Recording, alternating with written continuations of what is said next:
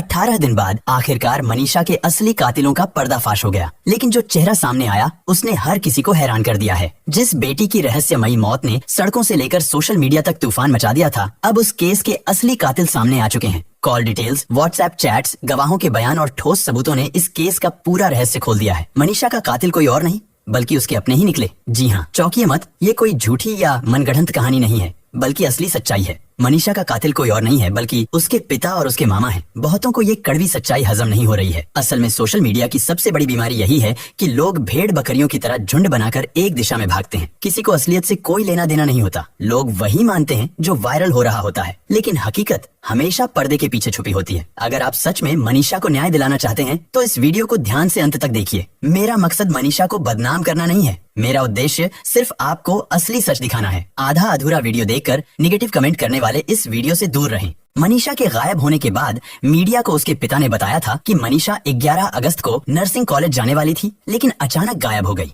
इसके बाद 13 अगस्त को उसकी लाश नहर के किनारे खेत में मिली, जहां बहुत कम लोग आते जाते हैं। सोशल मीडिया पर उसकी तस्वीरें वायरल हुईं। परिवार ने कई झूठे दावे किए, जिससे जनता में आक्रोश फैल गया। लोग न्याय दिलाने के लिए इंसाफ की मांग करने लगे। राजनीति हुई, लोग माइक लेकर जज बन गए और गलत तरीके से प्रचार प्रसार किया गया। लेकिन सच्चाई कुछ और ही थी, जो आप आगे सुनने वाले हैं पूरे सबूत के साथ। दरअसल मामला 11 अगस्त से नहीं बल्कि 10 जुलाई से शुरू हुआ था। 10 जुलाई को मनीषा अपने घर वालों से यह कहकर निकली थी कि वह किसी काम से सिंघानी जा रही है, लेकिन सच्चाई कुछ और थी। वह सीधे भराड़ा पहुंची, जहां उसके क्लासमेट से मुलाकात तय थी। यह वही लड़का था जिसके साथ वह कक्षा 7 से ही पढ़ती आ रही थी। शुरू में दोनों के बीच साधारण दोस्ती थी, लेकिन धीरे धीरे यह दोस्ती प्यार में बदल गई। लड़का मनीषा से लगभग 1.5 साल छोटा था और अभी बालिग भी नहीं था। बावजूद इसके दोनों चोरी छिपे मिलते रहे। 10 जुलाई को भी मनीषा उसी लड़के से मिलने भराड़ा के एक होटल पहुंची, लेकिन उस दिन उसकी यह मुलाकात उसके लिए परेशानी का कारण बन गई। मनीषा को घर लौटने में देर हो गई। पिता उसे लेने निकले और देखा कि वह सिंघानी की बजाय भाराड़ा की ओर से लौट रही है। पिता को शक हुआ और उन्होंने सवाल किया, तुम तो सिंघानी गई थी, फिर इस तरफ से क्यों आ रही हो? मनीषा सकपका गई। पिता को लगा कि बेटी ने कोई बात छुपाई है। घर पहुंचने के बाद पिता ने लगातार पूछताछ की, दबाव डाला। पहले तो मनीषा कुछ नहीं बोली, लेकिन जब पिता ने गुस्से में मारपीट की तब उसने थोड़ा बहुत बताया। पूरा खुलासा तब हुआ जब घर वालों ने मनीषा की चाचा की लड़की को बुलाया। चचेरी बहन ने जब घर वालों को बताया कि मनीषा का उस लड़के से प्रेम प्रसंग चल रहा है तो सब कुछ साफ हो गया। पिता ने उसी समय मनीषा का फोन छीन लिया। पासवर्ड चाचा की लड़की को मालूम था। जैसे ही फोन अनलॉक हुआ, परिवार के सामने मनीषा और उस लड़के की चैट्स और कॉल्स का पूरा सच खुल गया। परिवार को पता चला कि लड़का कौन है, कहाँ रहता है। 10 जुलाई की रात घर में काफी हंगामा हुआ। मनीषा को पिता ने कड़े शब्दों में समझाया कि अब से वह उस लड़के से कोई संबंध नहीं रखेगी। दरअसल जब मनीषा के माता पिता को उसके प्रेम संबंध की बात पता चली तो उन्होंने इस मामले को गंभीरता से लिया। परिवार को सबसे बड़ा डर समाज का था, लोग क्या कहेंगे, यही सोच उन्हें अंदर ही अंदर खाए जा रही थी। इस राज को छिपाना मुश्किल हो रहा था, इसलिए उन्होंने मनीषा के मामा को बुलाया। 11 जुलाई को मामा अपनी कार से ढाणी लक्ष्मण पहुंचते हैं। वहाँ परिवार और मनीषा के बीच इस मुद्दे पर लंबी बातचीत होती है। मामा ने सीधे सवाल किया, कौन लड़का है, कैसे जानती हो उसे, ये सब कब से चल रहा है? मनीषा ने साफ साफ स्वीकार कर लिया कि वह उस लड़के से बहुत प्यार करती है। उसकी जिद और हिम्मत परिवार को खटक रही थी। उन्हें डर था कि रिश्तेदार, पड़ोसी और पूरा गांव इस बात को जान जाएगा तो उनकी कितनी बदनामी होगी। इसी सामाजिक दबाव के चलते परिवार मनीषा को दूसरी जगह ले गया ताकि बातें बाहर न फैलें। लेकिन वहाँ भी वही कहानी दोहराई गई। मनीषा को समझाया गया, समझाने की सीमा पार हुई और गुस्से में उसके साथ मारपीट तक कर दी गई। इस मारपीट के दौरान उसकी कान की बाली टूट गई, कान से खून निकल आया। मनीषा को बार बार धमकाया गया कि अगर उसने उस लड़के को नहीं छोड़ा तो अंजाम बुरा होगा। माँ बाप उसे ताने मारते रहे। परिवार के लाख समझाने के बावजूद मनीषा नहीं मानी। जब जब परिवार वालों को भनक लगती कि मनीषा उस लड़के से बात की है या उससे मिली है, तब तब उसके पिता बेरहमी से उसे मारते थे। मामा भी उसकी पिटाई करते थे और उसकी माँ भी मारती थी। लगातार होने वाले इस मानसिक और शारीरिक अत्याचार ने मनीषा को अंदर से पूरी तरह तोड़ दिया था। मनीषा ने फैसला कर लिया था कि वह उस लड़के के साथ भाग जाएगी। घर वालों के जानने के बाद मनीषा उस पर शादी का दबाव बनाने लगी। लड़के ने साफ मना कर दिया। उसका कहना था कि वह अभी नाबालिग है, बालिग होने से पहले शादी मुमकिन ही नहीं। यही बात मनीषा को नागवार गुजरी। जो मनीषा पिछले कई सालों से उस लड़के से प्यार करती थी, वही मनीषा अब लड़के से शादी को लेकर लड़ने लगी। मनीषा चाहती थी कि लड़का उसके साथ खड़ा रहे, उससे शादी करे, लेकिन लड़का दूरी बनाने लगा। मनीषा को लगने लगा कि लड़का उसे नजरअंदाज कर रहा है। कई बार उसने लड़के से शिकायत की कि अब उसका व्यवहार बदल गया है। और फिर यही तनाव धीरे धीरे इतना बढ़ गया कि यह रिश्ता एक दर्दनाक मोड़ पर आ पहुंचा। मनीषा बहुत परेशान थी क्योंकि जिससे वह प्यार करती थी वही लड़का उसका साथ नहीं दे रहा था। 10 अगस्त को रात 9 बजे से लेकर 2 बजे तक मनीषा ने उस लड़के से व्हाट्सएप चैट पर बातचीत की। ये बातचीत रुक रुक कर नहीं, बल्कि लगातार थी। मानो उस रात मनीषा का पूरा ध्यान सिर्फ उसी लड़के पर केंद्रित था। लेकिन इन चैट्स में कोई रोमांटिक या सामान्य बातें नहीं थी, बल्कि बार बार तनाव और झगड़े की बातें थीं। मनीषा ने उस लड़के से रोते हुए कहा, मेरे परिवार वाले मुझे रोज मारते पीटते हैं और अब तुम भी मुझसे दूरी बना रहे हो। मैंने तुम्हारे लिए पूरे परिवार से लड़ाई कर ली, उन्हें साफ कह दिया कि मैं तुम्हें कभी नहीं छोड़ पाऊंगी। अगर तुम भी मेरी बात नहीं मानोगे तो मैं जिंदा नहीं रह पाऊंगी, मैं अपनी जान दे दूंगी। लेकिन लड़का फिर भी नहीं माना। उसने कहा, मैं नाबालिग हूँ, मेरे घर वाले भी कभी शादी के लिए राजी नहीं होंगे। मैं तुमसे प्यार करता हूँ, लेकिन अभी कुछ नहीं कर सकता। जब मैं बालिग हो जाऊंगा तब 2 साल बाद तुमसे शादी करूंगा, और अगर अभी मैं तुम्हारे साथ भाग गया तो मेरे ऊपर केस हो जाएगा। लेकिन मनीषा इतना इंतजार करने वाली नहीं थी। वह अपने घर वालों की रोज रोज की मारपीट से परेशान हो चुकी थी, इसलिए अब वह उस घर में और रहना नहीं चाहती थी। लड़का किसी भी हाल में मानने को तैयार नहीं था। यही असहमति धीरे धीरे झगड़े में बदल गई। लड़का बार बार पीछे हटने की कोशिश कर रहा था, जबकि मनीषा और ज्यादा भावुक होकर उसे मनाने की कोशिश कर रही थी। पुलिस का कहना है कि ये चैट्स उनके पास सुरक्षित हैं। 10 अगस्त की रात बातचीत के बाद अगले ही दिन सुबह यानी 11 अगस्त को मनीषा अपने घर वालों से कहती है कि वह नर्सिंग कॉलेज जाएगी, फॉर्म भरने और एडमिशन के सिलसिले में बातें करने। रोज की तरह वह पहले अपने प्ले स्कूल पहुंची,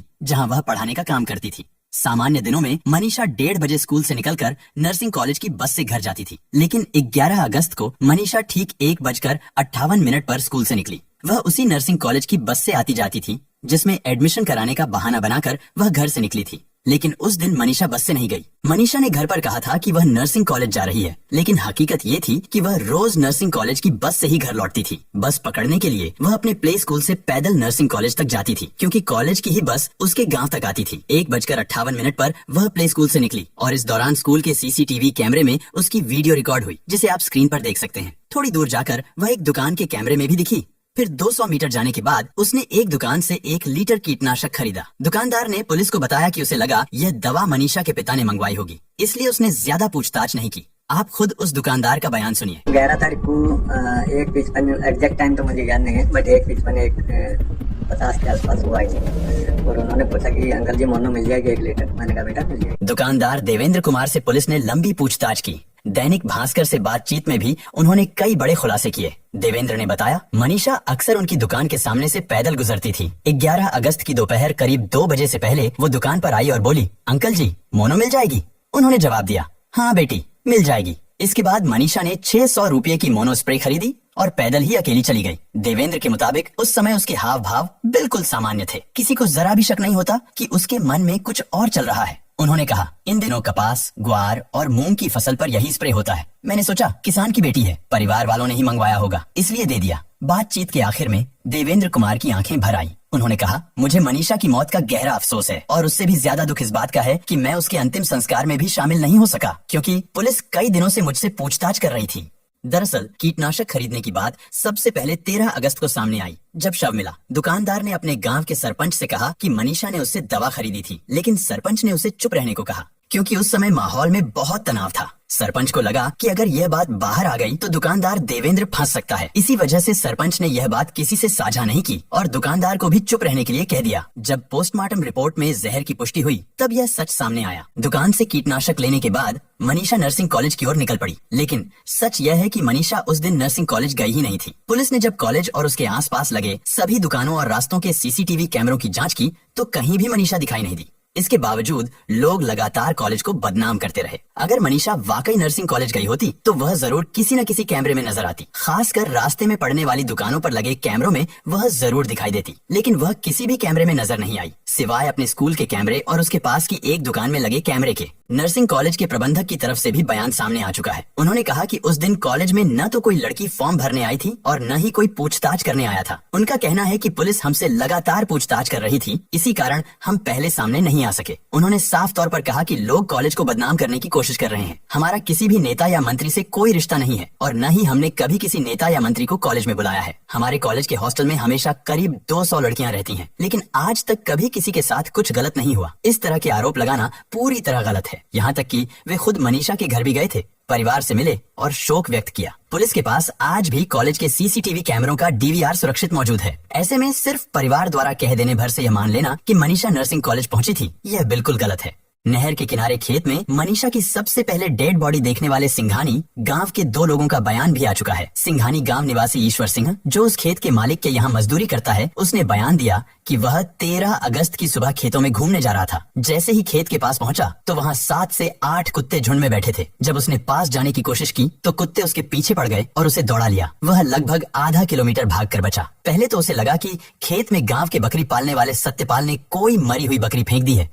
जिसे कुत्ते खा रहे हैं। बकरी पालक सत्यपाल को फोन किया तो उसने साफ कहा कि उसने कोई मरी हुई बकरी खेत में नहीं फेंकी है। ईश्वर ने बताया कि थोड़ी देर बाद बकरी पालक सत्यपाल भी खेत के पास पहुंचा। दोनों ने पेड़ की टहनियां तोड़कर कुत्तों को भगाया और जब पास जाकर देखा तो वहाँ एक लड़की की लाश पड़ी थी। इसके बाद उन्होंने गांव के सरपंच को फोन किया और फिर पुलिस को सूचना दी कि नहर के पास खेत में डेड बॉडी पड़ी है। थोड़ी ही देर में आसपास के लोगों की भीड़ लग गई। पुलिस भी पहुंची। सभी ने देखा कि मनीषा का गला कटा हुआ था और चेहरे का मांस पूरी तरह गायब था। मांस गायब होने की वजह से चेहरा काला हो गया था, जिसे देखकर परिजन तेजाब से जलाने का दावा कर रहे थे। गला कटा हुआ था और चेहरे का मांस पूरी तरह गायब था, लेकिन आसपास खून की एक भी बूंदे नहीं थी, न ही कपड़ों पर खून का कोई निशान था। यहाँ लोगों का सबसे बड़ा सवाल यह है कि अगर उसने कीटनाशक पिया था तो उसका गला कैसे कटा और चेहरा कैसे जला। दरअसल मरने के 7-8 घंटे बाद शरीर का खून जम जाता है। इसी कारण मनीषा का गला कटने के बाद भी बॉडी के आसपास खून नहीं मिला। अगर किसी ने उसका गला काटा होता तो खून कहीं न कहीं गिरा या कपड़ों पर जरूर लगा होता, लेकिन कहीं भी खून मौजूद नहीं था। जिसने पहले मनीषा की बॉडी देखी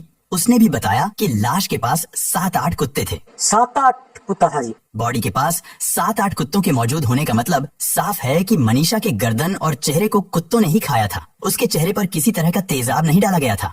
अगर तेजाब डाला गया होता तो कपड़े कहीं न कहीं जरूर जलते, गर्दन या छाती के पास के कपड़े, लेकिन कपड़े सही थे, कहीं से जले नहीं थे। दोनों पोस्टमार्टम रिपोर्ट में भी जानवरों के खाए जाने की बात लिखी गई थी। विशरा रिपोर्ट में कीटनाशक पीने की बात कही गई है। पुलिस को मनीषा का सुसाइड नोट भी मिला, जहां से मनीषा ने कीटनाशक खरीदा था। उस दुकानदार ने भी साफ साफ बताया। जितने भी गवाह हैं सबकी उम्र लगभग 50 साल के ऊपर है, यानी कि वो लोग मनीषा के पिता के लगभग की उम्र के हैं या उससे भी ज्यादा। उनकी भी बेटियां होंगी। क्या ये लोग झूठ बोलेंगे? हमें किसी को झूठा फंसाना नहीं चाहिए। मनीषा की लाश मिलने के बाद पुलिस इन्हीं सब सबूतों को जुटाने में लगी थी। इसी वजह से उन्होंने आत्महत्या वाले एंगल को तुरंत सार्वजनिक नहीं किया। पुलिस की अपनी जांच की प्राइवेसी होती है, जिसे वे समय आने पर ही उजागर करते हैं। इसलिए हमें यह नहीं कहना चाहिए कि उन्होंने पहले दिन क्यों नहीं बताया कि सुसाइड नोट मिला है। पुलिस कभी आधे अधूरे सबूतों के आधार पर यह नहीं कह सकती कि मनीषा ने आत्महत्या की है। जब उनके पास रिपोर्ट आई, दुकानदार का बयान आया और अन्य सबूत मिले, तभी उन्होंने इसे सार्वजनिक किया। जब मनीषा के परिवार वाले गांव और कमेटी वालों का साथ पाकर 5 दिन तक मनीषा का अंतिम संस्कार नहीं कर रहे थे, तो पुलिस ने मनीषा के पिता और कमेटी के 3 लोगों को सभी सबूत दिखाए। मनीषा और उस लड़के के कॉल डिटेल्स, चैट, जिसमें मनीषा ने अपने प्रेमी से बताया कि उसके घर वाले उसे बहुत मारते, पीटते और प्रताड़ित करते हैं। दुकानदार का बयान, विशरा रिपोर्ट जिसमें जहर की पुष्टि हुई थी। इन्हीं सब सबूतों के आधार पर ही पुलिस ने संजय से साफ साफ कह दिया था कि चुपचाप बेटी का अंतिम संस्कार कर दो और धरना प्रदर्शन को यहीं खत्म कर दो, वरना हम यह सारे सबूत सार्वजनिक कर देंगे और पूरी सच्चाई पब्लिक के सामने आ जाएगी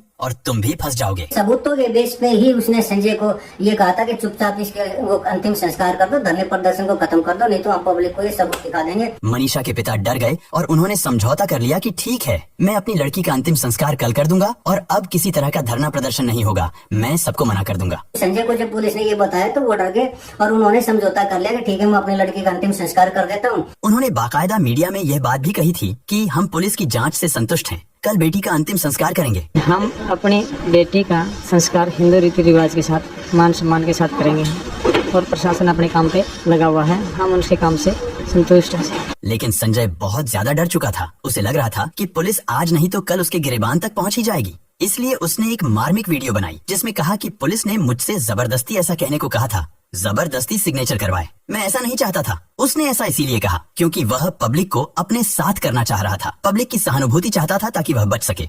पुलिस के पास सभी जरूरी सबूत मौजूद हैं। जांच एजेंसियां लगातार यह पता लगाने में जुटी हैं कि मनीषा ने कीटनाशक खुद पिया था या किसी ने उसे जबरदस्ती पिलाया। पुलिस को उसके मामा पर खास तौर पर शक है क्योंकि जानकारी मिली है कि मनीषा के मामा का आपराधिक क्रिमिनल बैकग्राउंड रहा है। चाहे मनीषा ने खुद कीटनाशक पिया हो या घर के किसी सदस्य ने उसे जानबूझकर पिलाया हो, दोनों ही स्थितियों में उसका परिवार दोषी ठहरेगा क्योंकि उसी परिवार ने उसे मानसिक और शारीरिक रूप से प्रताड़ित किया, मारा, पीटा और इस कदर तोड़ा कि वह जीवन से ही हार गई। सारे बयान, सबूत, चैट और कॉल डिटेल्स इस बात को स्पष्ट करते हैं कि मनीषा के साथ जो कुछ भी हुआ वह उसके घर वालों की ही देन है। उन्होंने उसे मारा, पीटा और प्रताड़ित किया। उसके मामा ने भी उसे मारा, उसके कान से खून भी बहा था। इस पूरे घटनाक्रम में राजनीति का रंग साफ तौर पर दिखाई दिया। आंदोलन में कुछ ऐसे लोग भी शामिल हुए जो सोशल मीडिया के जरिए खुद को चमकाना चाहते थे। वहाँ भाषणबाजी और प्रचार इस तरह किया गया मानो सच्चाई को जानबूझकर तोड़ा मरोड़ा जा रहा हो। लोग माइक लेकर जज बन बैठे। कोई कह रहा था गला काटा गया है, कोई कह रहा था अंग निकाले गए हैं। जिसके समझ में जो आया उसने खुद को हाईलाइट करने के लिए तरह तरह की कहानियां गढ़ दी।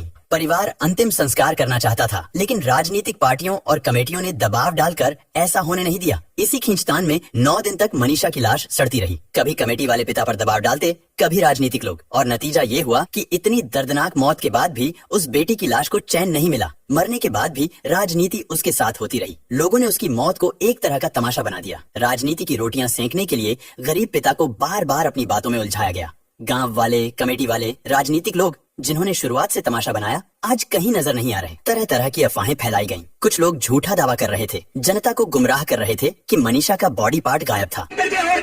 सच्चाई तो ये है, उसके बच्चेदानी गायब है, उसकी किडनी गायब है। बच्चेदानी गायब है, उसकी किडनी गायब है। कितना हार्ड उस व्यक्ति का, अगर आप पोस्टमार्टम रिपोर्ट पढ़ेंगे ना तो आप पढ़ नहीं पाएंगे, इतनी दरिंदगी की गई है। जबकि हकीकत ये है कि खुद मनीषा के पिता ने मीडिया के सामने कहा था बॉडी बिल्कुल सही थी, सेफ थी, बस गला कटा हुआ था। आप खुद उनका बयान सुनिए कि वो क्या कह रहे हैं। सुनने में आ रही है कि बच्चा रानी निकाल ली है।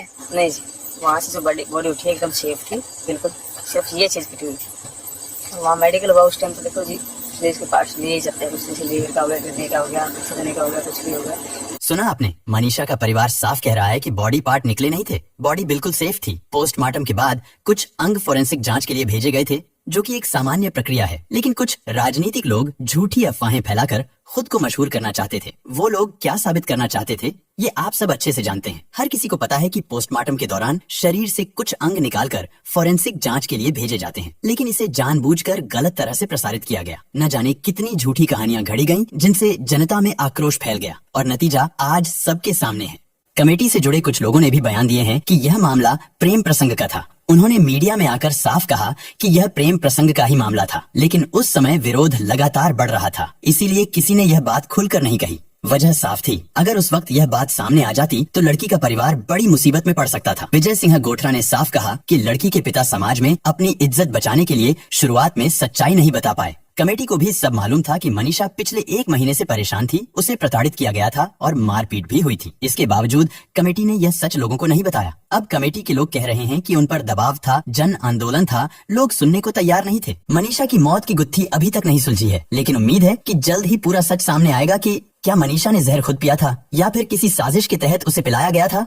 हालांकि शुरुआत में पुलिस ने इस पूरे मामले में लापरवाही दिखाई थी। लापरवाही के कारण कुछ अधिकारियों को सस्पेंड भी किया गया। अब आपका इस पूरे केस पर क्या कहना है? क्या मनीषा के परिवार को ऐसा करना चाहिए था? ऐसे लोगों के साथ क्या होना चाहिए जिन्होंने पूरे देश को गुमराह किया और पुलिस प्रशासन को भी धोखा दिया? ऐसे लोगों को कौन सी सजा मिलनी चाहिए? अपनी राय नीचे कमेंट में जरूर